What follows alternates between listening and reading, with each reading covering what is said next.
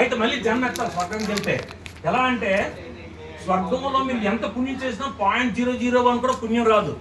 స్వర్గంకి వెళ్ళి భగవంతుని ప్రార్థించి ఎంత ట్రై చేయండి, ఇయర్స్ 1000 years కానీ ఎన్ని సంవత్సరాలు క్రోర్స్ ఇయర్స్ మీరు జపం చేసినా పుణ్యం చేసినా స్వర్గంలో యూ కెనాట్ గెట్ ఆ పుణ్యం రాదు.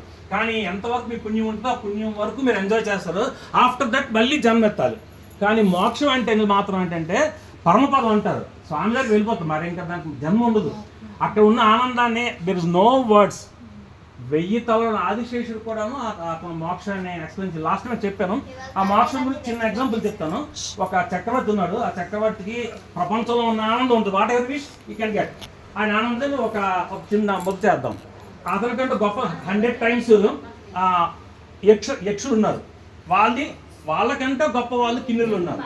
వాళ్ళకంటే గొప్ప వాళ్ళు ఇంద్రుడు ఉన్నారు. అంటే వీళ్ళందరికంటే 100 times వెళ్తాం. ఇంద్రుడి కంటే ప్రజాపతులు ఉన్నారు. వాళ్ళకి ఇంకా 100 times ఆనందం వస్తుంది. వీళ్ళంత ఆనందాన్ని కొలవలేం. ఈ ప్రజాపతుల ఆనందం కంటే గొప్ప ఆనందం బ్రహ్మగారి ఆనందం.